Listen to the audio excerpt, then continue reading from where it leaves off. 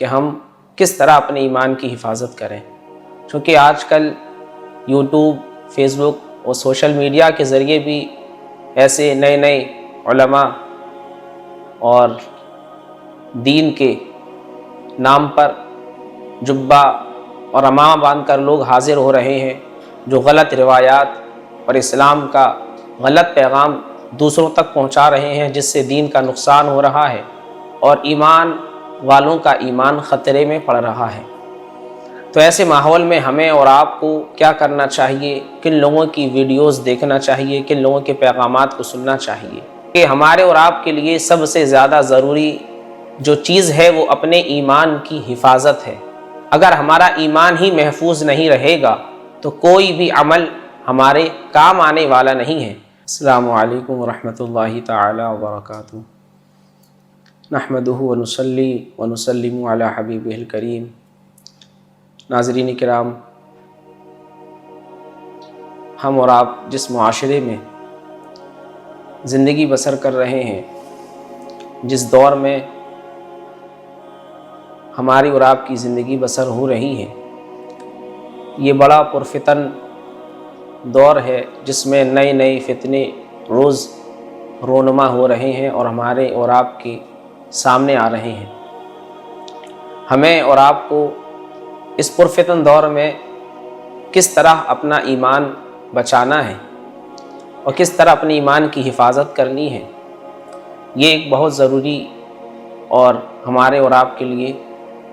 لازم و واجب چیز ہے کہ ہم کس طرح اپنے ایمان کی حفاظت کریں، چونکہ آج کل یوٹیوب، فیس بک اور سوشل میڈیا کے ذریعے بھی ایسے نئے نئے علماء اور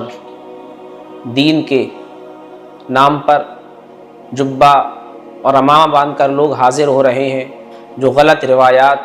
اور اسلام کا غلط پیغام دوسروں تک پہنچا رہے ہیں، جس سے دین کا نقصان ہو رہا ہے اور ایمان والوں کا ایمان خطرے میں پڑ رہا ہے۔ تو ایسے ماحول میں ہمیں اور آپ کو کیا کرنا چاہیے، کن لوگوں کی ویڈیوز دیکھنا چاہیے، کن لوگوں کے پیغامات کو سننا چاہیے۔ تو ہمارے اور آپ کے لیے سب سے زیادہ ضروری یہ ہے کہ ہم علماء اہل سنت کے پیغامات کو زیادہ سے زیادہ سنیں، انہی پر عمل کریں، تاکہ ہمارے اور آپ کی ایمان کی حفاظت ہو سکے، چونکہ ہمارے اور آپ کے لیے سب سے زیادہ ضروری جو چیز ہے وہ اپنے ایمان کی حفاظت ہے۔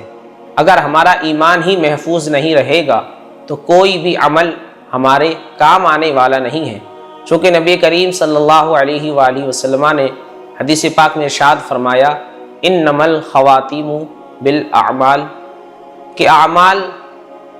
حسن خاتمہ، اعمال کا دار و مدار جو ہے وہ حسن خاتمہ پر ہے۔ یعنی اگر آپ نمازیں پڑھ رہے ہیں، روزہ رکھ رہے ہیں، تلاوت قرآن کر رہے ہیں، کوئی بھی نیک اور اچھا عمل کر رہے ہیں،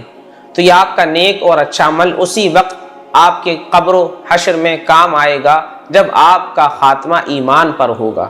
اگر آپ نے دنیا میں اچھے کام کیے، نیک عمل کیے اور خاتمہ آپ کا ایمان پر نہیں ہوا، آپ کا ایمان محفوظ نہ رہا، تو پھر کوئی بھی عمل آپ کے کام آنے والا نہیں ہے۔ تو اس لیے ہمیں اور آپ کو چاہیے کہ آج کہ اس دور میں ہم سب سے زیادہ اپنے ایمان کی حفاظت کی فکر کریں، قرآن کو اپنے لیے مشعل راہ بنائیں، قرآن سے ہدایت حاصل کریں، اور ڈائریکٹ ہم قرآن سے ہدایت اور رہنمائی نہیں لے سکتے ہیں تو علماء اہل سنت کی طرف رجوع کریں، اپنے دینی مسائل میں، معاشرتی مسائل میں، گھریلو مسائل میں، اپنی زندگی میں جو بھی ہمیں دشواریاں پیش آتی ہیں دین کے حوالے سے، مسائل کے حوالے سے، تو ہم علماء اہل سنت کی طرف رجوع کریں، ان کی بارگاہ میں اپنے مسائل رکھیں، تو انشاءاللہ وہ ہمارے ایمان کی حفاظت کا ضامن اور سبب اور ذریعہ بن جائیں گے، تو ہمارا اور آپ کا ایمان انشاءاللہ محفوظ رہے گا۔ ہمیں اور آپ کو چاہیے کہ ہم اپنے جن دنیاوی تعلقات، دنیاوی متعلق، دنیا کے تعلق سے جو ہم دعائیں کرتے ہیں، کاروبار کے حوالے سے، اپنے روزگار کے حوالے سے، اپنے رزق کے حوالے سے، تو ہمیں اور آپ کو اپنے ایمان کی حفاظت کے حوالے سے بھی دعا کرنی چاہیے، چونکہ نبی کریم صلی اللہ علیہ وسلم کی ایک دعا ہمیں اس حوالے سے ملتی ہے۔ آقا دو جہاں صلی اللہ علیہ وآلہ وسلم دعا فرمایا کرتے تھے، اے پروردگار، تو مجھے